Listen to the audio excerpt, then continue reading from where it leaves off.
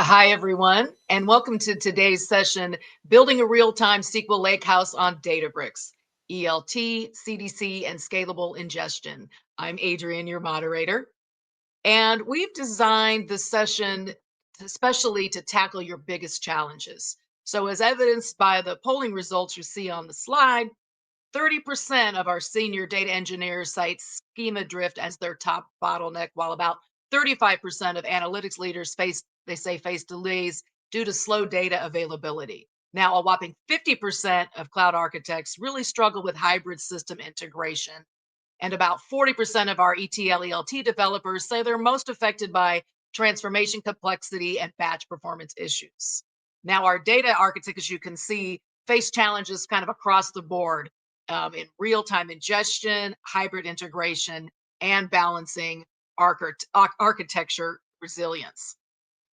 So the good news, luckily today we are joined by Theshwani, who's a data engineering expert, who's really going to share some practical solutions, including a step-by-step process of how this DBSync brings it all together and tackles those very pain points we just discussed. So really just first welcome you, Theshwani, to our session. Hi, Adrian. Hi, everyone. Thanks for having me here. Oh, yeah, we're very thrilled to dig into this a little bit deeper. So first, let me just ask, for those joining us today, tell us a little bit more about your data role so we can make sure we tailor, any particular examples to help support that. But in the meantime, let me do a quick review of what we're going to cover today so you get a better sense of how our session's going to play out. So first, we're going to sort of set the stage looking like at a common situation that many of you face. Then we'll review the SQL Lakehouse paradigm, really see how that works, and then focus on ingestion architecture and ELT pipeline design. Then we'll review some real-time CDC patterns, some schema management, performance optimization, and take a look at reference architecture. And then we're going to highlight it all, as I mentioned, with the step-by-step review of how DBSync resolves these very challenges. And then we'll finish up with the Q&A and our next steps for contacting us so we can help solve your specific challenges. So speaking of, kind of imagine, if you can imagine, some of these statistics we reviewed are very familiar to many of you. So before we sort of dive into the techie solutions, let me sort of set the stage with a real world story. So picture a fast growing SaaS company's analytics dashboards all of a sudden going dark for 48 hours. How does this happen? Why? Well, a silent schema changed and their CRM added a new column, which broke their ingestion jobs. Unfortunately, there were no alerts, there was no failover. You ended up with just some frustrated executives and unfortunately some missing revenue insights. It took 3 whole days to recover, and so you can imagine it cost critical visibility, and all of this happened during a peak sales window.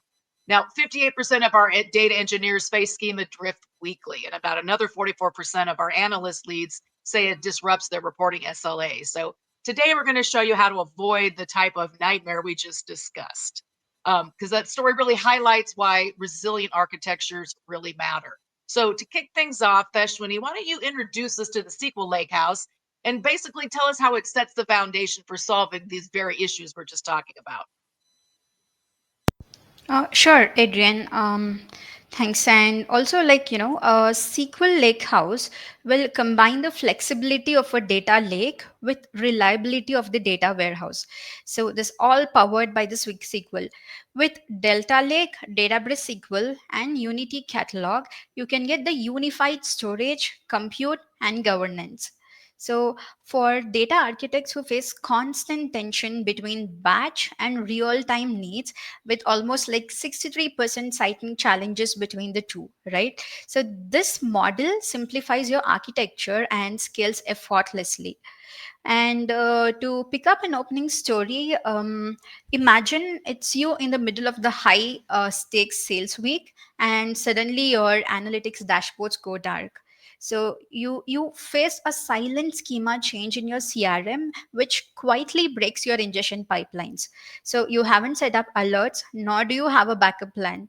You are almost facing those 3 days of trying to trace the issue, losing all your valuable money and time, right? So I bet several of you have dealt with the schema drift or maybe like broken pipelines. So you can just drop a yes or no in the chat box if this really hits close to home. for all of you who are here. So, and the good news is this exactly the kind of a problem the SQL Lakehouse paradigm is designed to solve. So it combines the scalability of the data lake with the structured reliability of a data warehouse. So, it layers with a robust schema management and SQL native access. So there's like no more juggling between, the systems for BI and ML. It is like a one unified platform which adapts to your modern data demands. So in today's session, we'll walk you through what a SQL Lakehouse really is and why it matters now ever more than ever, maybe like how platforms like Databricks are making it really easy to implement and scale with confidence. So yeah, I think, are you guys like ready to dive in? I think we are all pretty much ready to dive in there. So I think it's helpful to ground us in the lake house paradigm. And I think, and now we got a bit of sense of the foundation. Let's really explore how to get data into this architecture efficiently. So if you wouldn't mind, take us through some of those real-time ingestion strategies that you hinted at. Sure thing. So today let's talk about the foundation of any reliable lake house. So whether you're pulling the data from your SaaS apps like Salesforce or any operational databases like MySQL, SQL Server, or your Postgres, so or maybe you're using some streaming platforms like Kafka, the first challenge is to move your data in fast, clean, and in the right format. So this is the biggest challenge for everyone who's trying to build a lake house. So the SQL lake house followed like a structured approach. It has a layered approach that it'll follow. So the data will be ingested, or maybe like it is filtered from raw to bronze, and bronze to silver, and then goes to gold. So gold is like the at most refined, and it is the business ready insights where your data will have business ready insights. So that's how the filtering happens, starting with like raw data, just unfiltered data, and gradually it is getting refined into business ready insights. That's where we say it's at the goal level, right? It's all ready for your reporting or your dashboards. It's all business ready. So how many of you are like currently managing real time ingestion pipelines, or maybe dealing with your delayed updates in your dashboards? So now this is the tricky part, right? Like almost over 50% of the cloud architects say that integrating SaaS apps and or databases with their lakehouse architecture is a major pain point. So we hear this all the time, we have the data, but it is stuck in silos, or maybe even worse, it's arriving too late to matter. So in this session, we'll show you how to keep the ingestion resilient when the schema changes or your connection drops, and try to catch you off guard. So I think it's going to be really interesting. Yes, certainly. We want, yeah. I'm just going to ask you folks, if you don't mind, if you want to let us know what your biggest ingestion challenge is, and that can help us sort of take that into effects as well. Now, since you've given us those points, I think it might be helpful to sort of get into the, how we can deal with some of those tricky hybrid systems we talked about, which is often the challenge of kind of getting into a lake house smoothly. So let's dive into that transforming the data. We know we've got it raw, we know we get it to gold, but how does that work? So if you could talk about designing ELT pipelines and Databricks is kind of one way to make that really happen. Mm-hmm. So, why choose ELT over ETL? So that's the biggest question now. So we push transformation to Databricks compute power, simplifying the pipelines. So now let's shift the gears and talk about something many of us wrestle with, right, with data transformations. So traditionally ETL pipelines would pull the data, transform it in the external engines, and then load it into your warehouse, right? This is like we are relying on an external system. We don't have like an integrated, or just a single platform that is handling everything. So that's how the traditional ETL pipelines would work, right?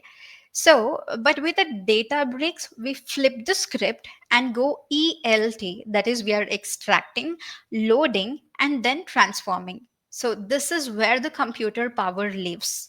Also, if you ask me why, because the pushing transformations into Databricks, that's a distributed environment, means you're no longer limited by the external systems or the clunky job dependencies. So no more dependent on the external system means it is definitely a hit where you manage everything on the single platform.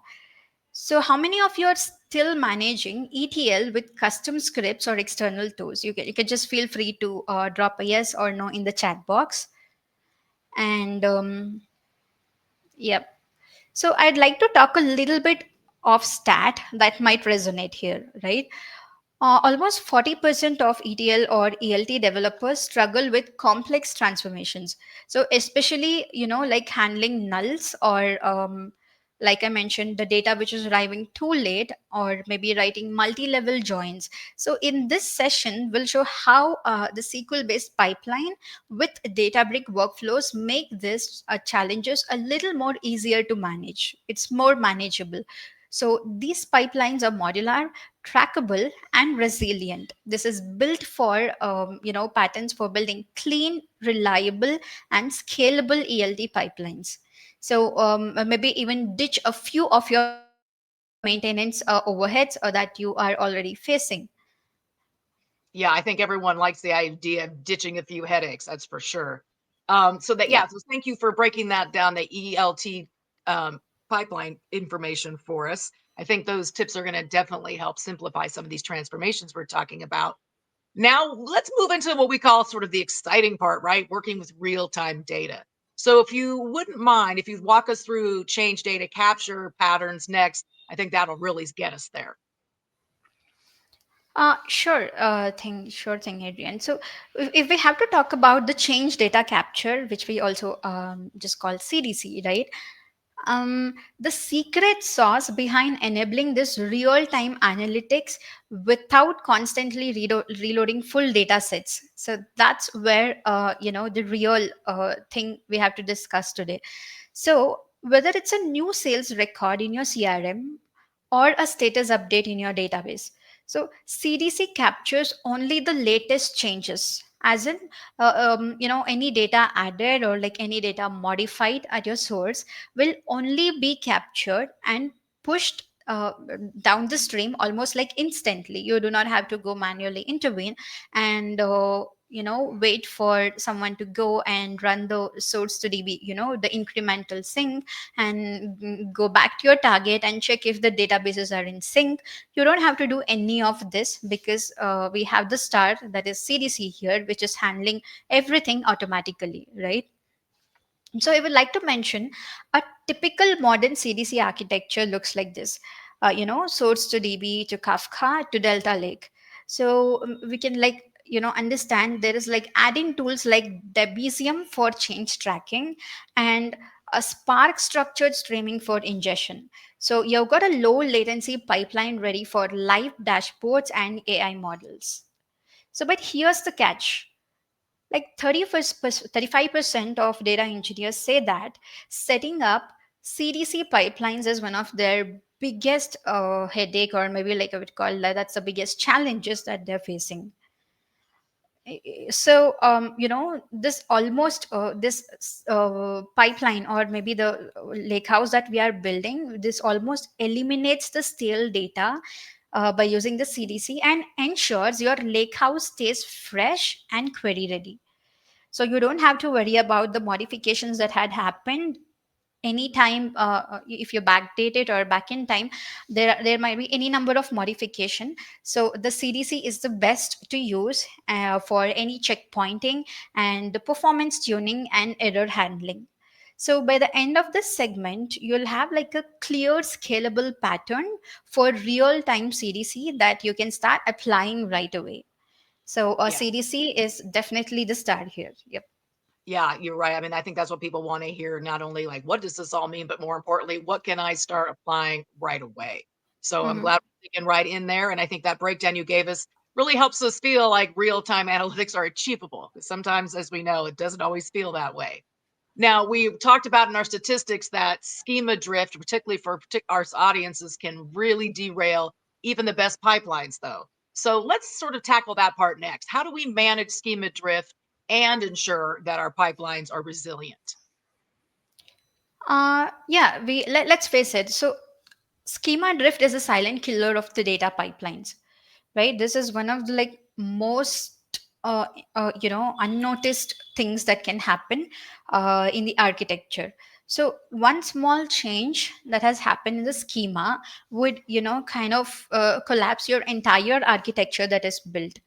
So because we will not know, or maybe it is not mitigated as soon as it was detected. So one, for example, one unnoticed column rename, or maybe any missing field, or you might have changed the data type. So any unexpected data type change can quickly break your pipeline, so it will wreak the havoc downstream, right? So in fact, most of the senior data engineers and the architects call it one of their top pain points. So we have seen it all. I'm sure you also have experienced it with your business, and a critical report goes blank, or the dashboard that was such a beautiful dashboard that is built can really go black, or it might like fail because of a seemingly minor change in the source schema.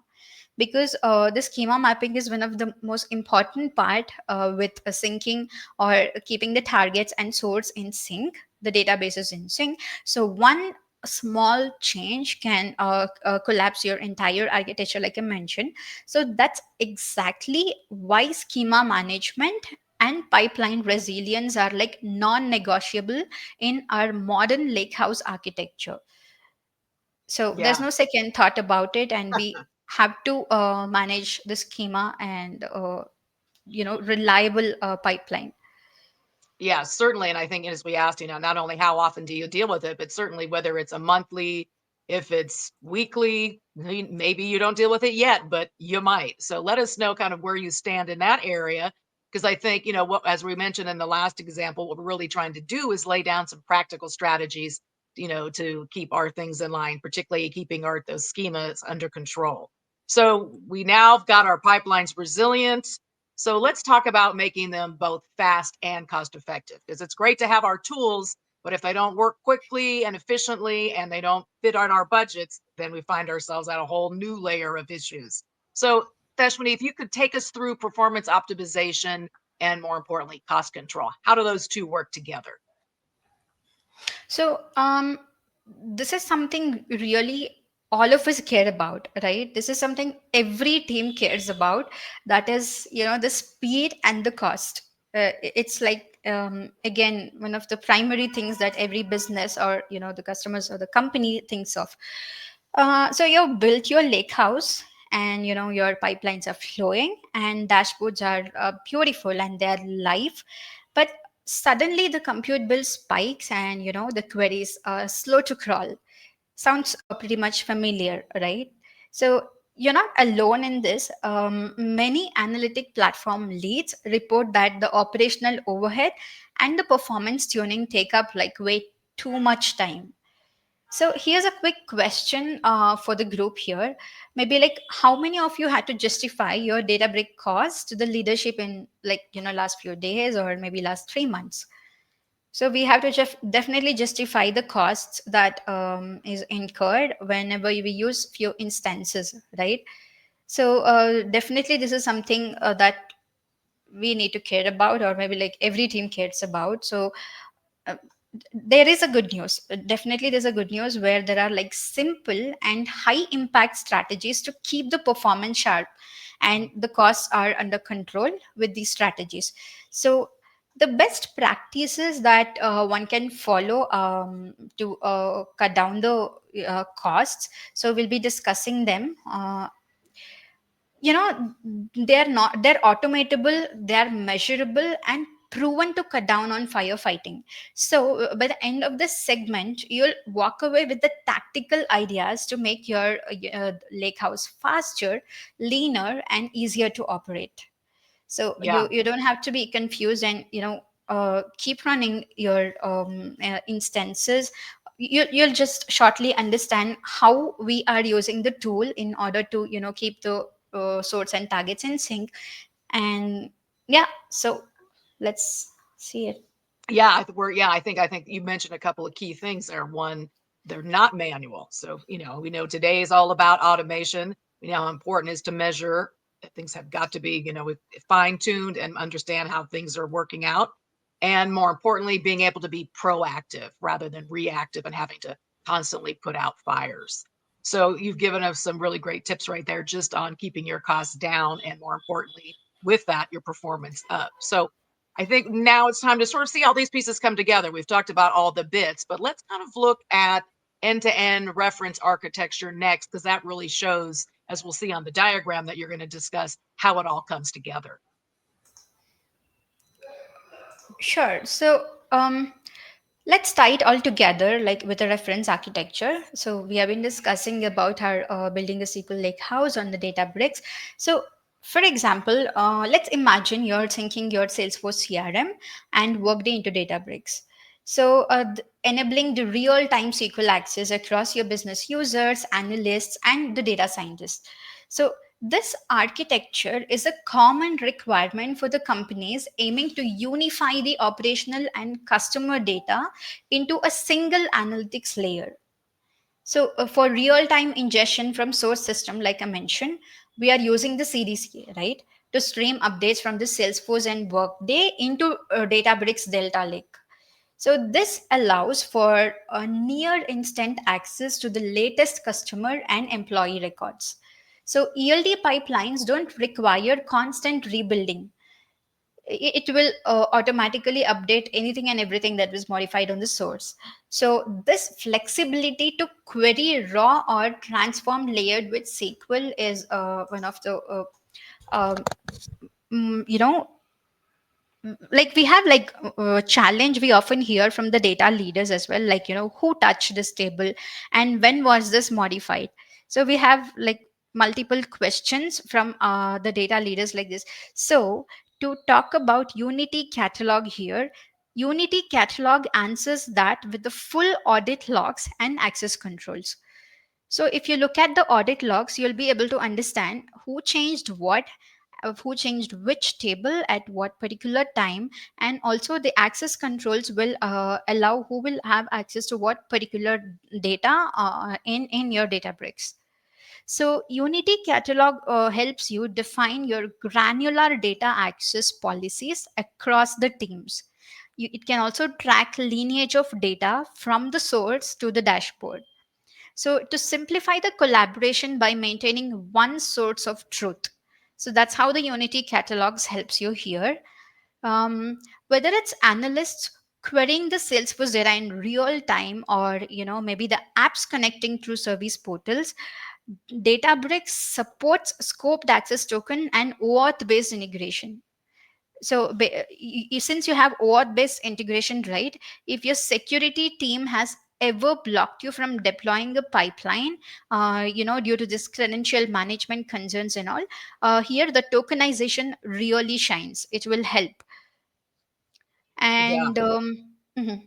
I was going to say, yeah, I think, walking us through that diagram really kind of, shows us visually how it all comes together through the pieces that you've been talking about and really shows us end to end, how you get from ingestion to governance. So I think it's time to sort of see it more in action in the sense of how DBSync makes it all work in the real world. So let's look at a step-by-step review of our DBSync solution and how it will show us how we kind of tackled all these pain points that we've been discussing thus far.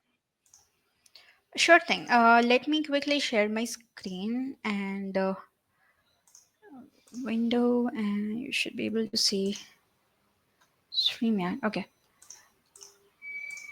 Let me know if you're able to see the CDC docs that I have opened up here. There they are. Okay, sure thing. So now, like while building a pipeline from SQL database into Delta Lake, so that is Databricks using DBSync, you'll see these configurations. So we'll walk you through a step by step procedure as to what we do in our DBSync tool in order to, sync into the Databricks and keep the data in sync. So first and foremost thing is our homepage that you see here. The first thing, maybe you can call it a landing page also, as like many applications to have this landing page. Here you can create your own apps. Like for instance, now we are using MySQL to Databricks, so that's what I have created here. So you're able to see the profile of Databricks. So if your business requires any other adapters, or the databases that you wish for, you can always choose to add an application that you see here, add app, and create a profiles based on your requirement, your business requirement. So now once I have the profile, so I'll be quickly walking you through the source and target connectors. So we have to configure source and target before we perform any operations, such as cleaning the data, clean copy, or incremental sync or CDC. For anything to for us to be able to do, we have to connect the source and targets first. That's the prerequisite. So let me go to my source page. So inside my MySQL to Databricks profile, this is the source page. You have to choose which is the data, which is your source database. Is it MySQL or SQL Server, or may it be Oracle, or may it be Postgres?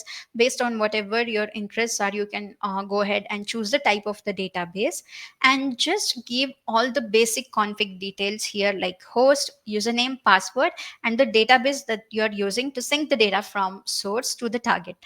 And the utmost important thing that I would not like to forget at all, I mean, here is to enable your CDC checkbox.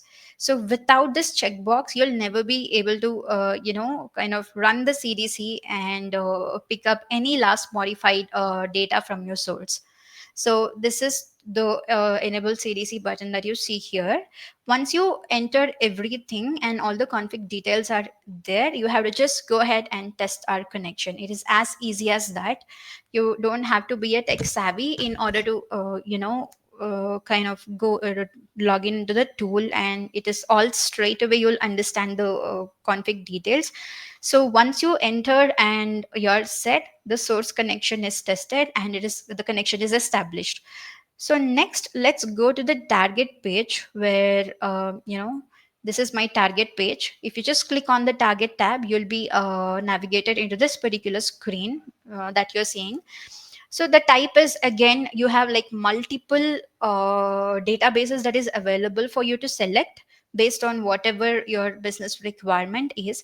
You have like multiple database connectors like MySQL, SQL Server, Oracle, Azure Data Lake Gen, or maybe Minayo. Like we have Databricks, we have like Azure Data Lake, and we have MongoDB. We have like multiple databases to choose from. So it is definitely based on what you need. And here you go, you can just select and go ahead to give in all the config details here, right? So the host name, as I mentioned, you have to give the host name, the port number, and the Databricks admin is going to give you your username, password, I mean your IT admin. And there's like the database section, where you have to enter the database name followed by the JDBC URL from your Databricks. So not to forget, this is one thing that you have to keep in mind while entering the database section on our database target screen. That is the target connector.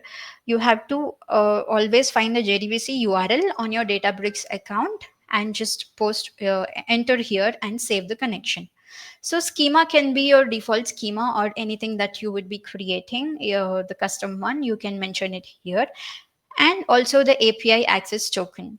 So access token can be created on your Databricks and used on the password section, and the API access token section for the Databricks connector.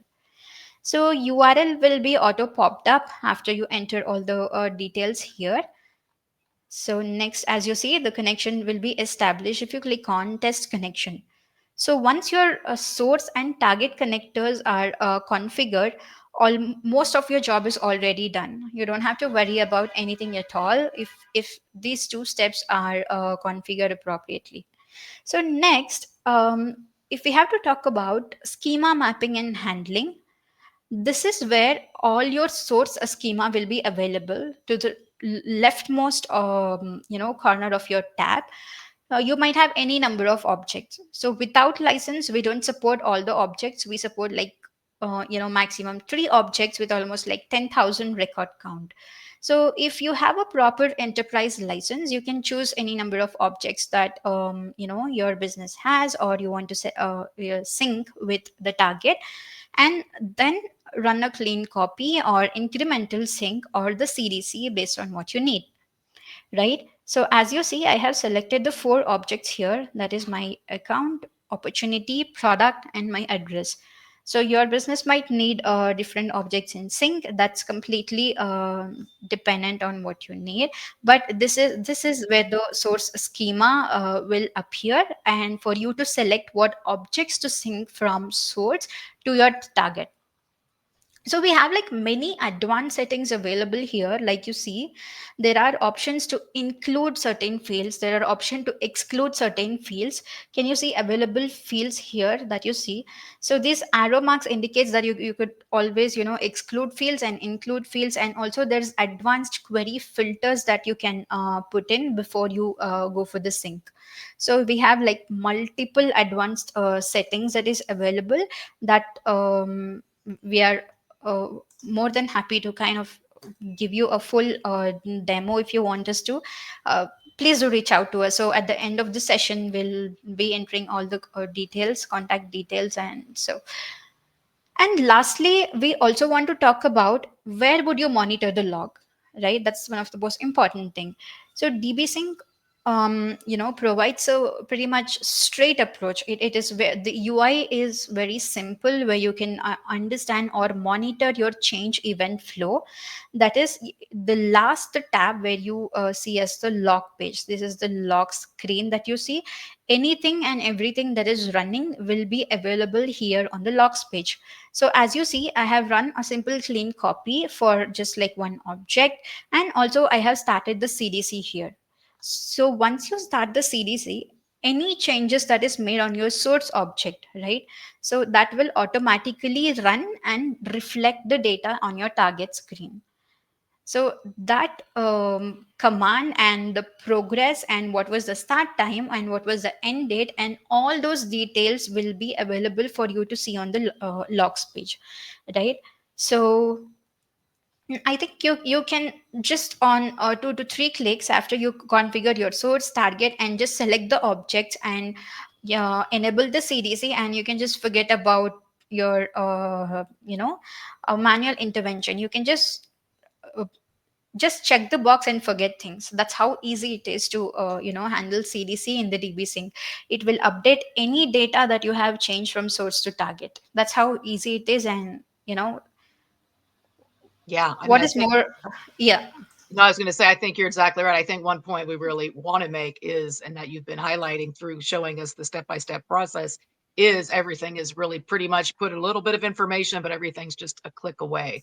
And I think that's always reassuring. We know we've got a lot of strong techies in the group, but even for those that have to be more on the business side or just maybe aren't in that area, certainly, like the ease of being able to just click and basically quit it and just wait for the results. So we know walking through this has been really helpful in kind of seeing this in action and really kind of come to life, especially since we do know that 35% of our engineers really cite that brittle pipelines are their number one problem. And you've really showed us how in working through this tool, it helps to stabilize them. So I think now we've hopefully inspired some questions from our audience. We put a few things in the chat to kind of get you thinking about the different areas and where you sort of fall into this whole process. So let's hear from you guys. I think it's time to open up the Q&A and maybe get those questions ready. So let's open the floor and let's talk about um, uh, what challenges you might be facing specifically. Are you dealing with more of a pipeline design challenge? Is it a tool selection? Are you hoping to evolve your schema? So drop any questions that have come to mind or that you've been waiting to ask in the chat, and we'll go ahead and address those as they come. In the meantime, though, we're going to answer about 3 questions that we commonly get from our clients. You might have these as well, and just kind of get a sense of what people are asking and how we've been able to solve those challenges. So, Dashwini, tell us kind of what makes the SQL Lakehouse different from a traditional data warehouse or data lake. We've talked a lot about this, but help remind us the difference and why it's so important.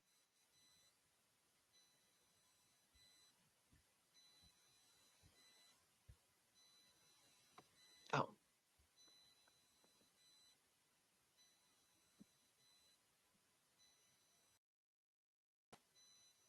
I think you might be on mute, Dashwini. We're not hearing you.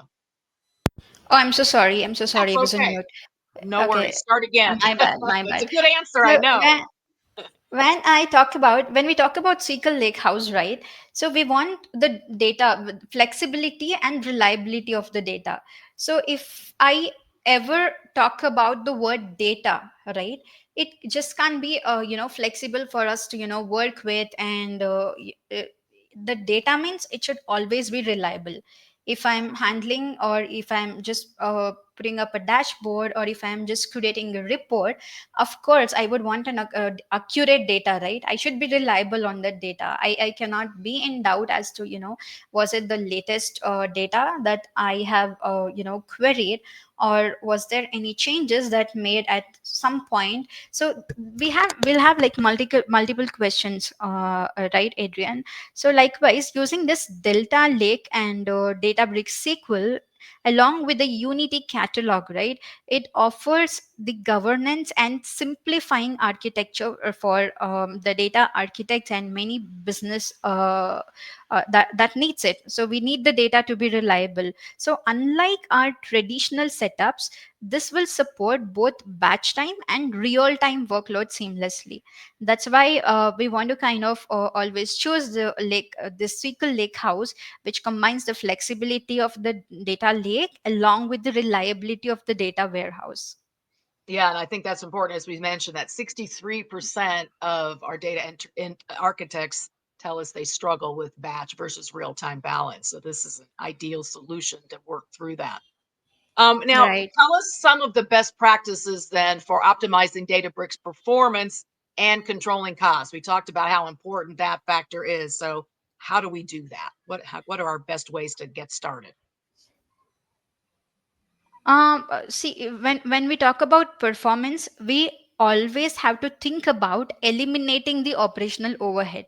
That's when we get the performance, right? Performance. So if we have to be talk about in very generic terms, the basic RAM also. How do we know that our performance is good?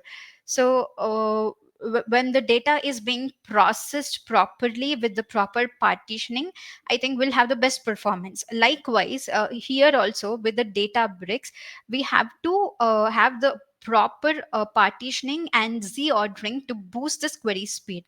That's when we can eliminate this operational overhead and optimize the performance. And also we have to tune those cluster to match the workload needs. So if there's like no processing or no changes happening, I think there should be a balance as to when to be in action or when to be stagnant. So that's how the workload are met. That's how it will match the workload needs.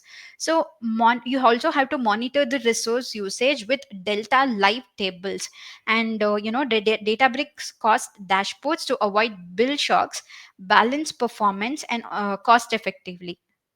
Yes, and as we mentioned earlier, that 30% of our analytics platform leads, cite that operational overhead as being the biggest headache. So being able Mhm. to not only keep that performance top, but also again, eliminate some of that overhead and have things running effectively is always going to meet the bottom line needs. So Yeah, we use lastly, delta live tables here in order to monitor the usage. So we'll monitor the usage, and also we are like we can avoid the last minute surprises of the bills. yes, Like I mentioned, cost is one of the most important things that every business cares about. um that's for so yeah, sure. that, Nobody likes the last minute, surprise when it comes to costs. yes.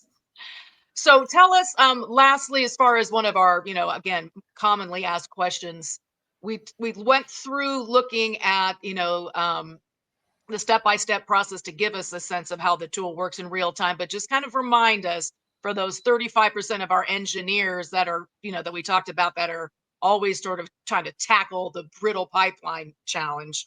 Um, how does DBSync solve all of this? Give us a quick sum up, if you would, on how this tool really alleviates a lot of these pain points we've been talking about through the session. So we have been talking about this from the start, and also I mentioned, each pointer. Maybe if you would ask me on our demo, that I mean, just like step by step process that we saw previously. 35% of the top engineers, they struggle with this issue. So we have to be simplifying the CDC from MySQL to Delta Lake, right? So DBSync tackles the brittle pipelines, wherein the DBSync shows the configuring connectors, handling real time change events, also like I mentioned, mapping the schemas from source to target, and also we had monitoring logs, right? So ensuring the stable scalable pipelines with like minimal manual intervention. That was my main focus, while I was just showing you the step by step process as to what we do to do the CDC on our DBSync tool. So most of the things goes with just configuring the characters and mapping the schemas. So rest of it you can just forget about it. There's no manual intervention at all. It is at most minimum. It is just like a first step where you configure your connectors and enable your CDC. So that's how the DBSync is tackling the brittle pipelines like I mentioned. Yeah. So yeah. I think, yeah, I think, I mean, again, we keep trying to make the point as obvious as we can. We could click it and forget it. That's really the goal here, Exactly. is to configure everything up front. Like you said, you got your connectors, your real-time change events, you've mapped your schemas, you're monitoring things so you don't have that horror story we talked about at the beginning, and then you're ensuring stability, scalable pipelines, and as we said, with just a click away. So hopefully that has inspired many of you to consider the DBSync as a potential option here, because you kind of see, as we showed, how easy it is to make all of this happen. Hopefully those pain points not evaporate, but definitely go to a very bare minimum. Now, I'm not seeing any new questions in the chat now. We've got some shy folks out there, but don't worry, you've got another chance to ask us these. I'm going to wrap up with, some information on basically how to best um, connect with us. And during those sessions there, you could certainly ask us questions that maybe you haven't thought of right now, but have come to mind after this. And so feel free to sort of jot those down. And then when we sort of get to the process, oh, I see a question. Thank you, Sagrief, for letting us know that. So Teshwani, tell us, we did talk about schema changes. So the question we have is, how does this tool handle it if someone did make a change in the file structure at source? So to answer this question, right? So DBSync continuously monitors the uh, tables between the source and the target. So we have a code in place where the DBSync tries to compare the source schema and the target schema. So any changes that is made in the source schema, based on the last modified time, any changes that is happened will be picked up and synced with the target schema. So it will try to match both source and target. So here the main agenda that we are using is comparison. So while comparing, if we found any differences on the source, that will automatically be updated to the target. Great. Hopefully that answered your question, Sugrief. If not, certainly feel free to dig a little deeper. Anyone else have any last minute questions that have sort of come to mind now that you've had a chance to sort of think it through? Because we know this all goes pretty quickly. Oh, sure. Thanks. Great. Good job there. Well done, Teshwani. Okay, so again, for those of you who are started thinking about next steps, as one would after today's session, let's talk about some ways that you can contact us and get a little bit deeper to some of the challenge that you're specifically facing. So the first thing you can do, well, there's two things you can do, but the first might be to schedule a one-on-one consultation.